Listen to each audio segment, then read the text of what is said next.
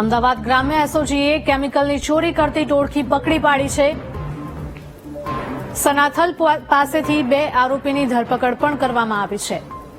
તો આરોપીઓની પૂછપરછ પણ કરવામાં આવશે, જેમાં 12,50,000થી વધુનો મુદ્દામાલ પણ જપ્ત કરી લેવાયો છે. કેમિકલના ટેન્કરમાંથી કેરબામાં કેમિકલ ભરીને વેચવામાં આવી રહ્યું હતું. તો કેમિકલ ભરેલા 12 કેરબા પણ જપ્ત કરી લેવામાં આવ્યા છે. અમદાવાદ ગ્રામ્ય એસઓજીએ કેમિકલની ચોરી કરતી ટોળકી પકડી પાડી છે. સનાથલ પાસેથી 2 આરોપી ઝડપાયા છે, જેમની વિરુદ્ધમાં અગાઉ કોઈ ગુના નોંધાયેલા છે કે કેમ તે મુદ્દે પણ તપાસ કરવામાં આવશે. 12,50,000થી વધુનો મુદ્દામાલ પણ જપ્ત કરી લેવાયો છે.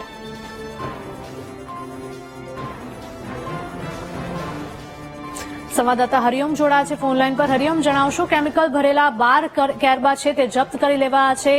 કયું કેમિકલ ભરેલું હતું, ક્યાંથી લવાયું હતું અને ક્યાં લઈ જવામાં આવી રહ્યું હતું?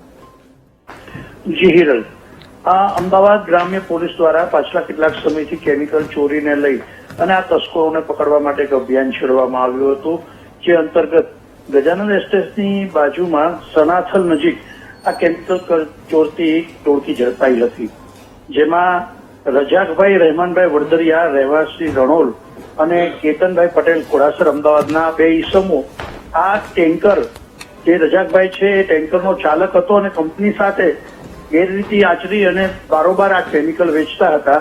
તેમની અને કેતનભાઈ આ બંનેની પોલીસે અટકાયત કરી છે. હાલ 35 લીટરનો એક એવા 12 કેરબાઓ મળી આવ્યા છે.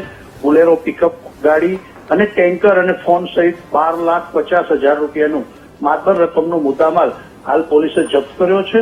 અને આ કૌભાંડ કેટલા વખતથી ચાલતું હતું, કેટલા લોકો આમાં સામેલ છે, તેના બાબતે પણ એસઓજી આગળની તપાસ ચલાવી રહી છે. જી હરિઓમ, આભાર.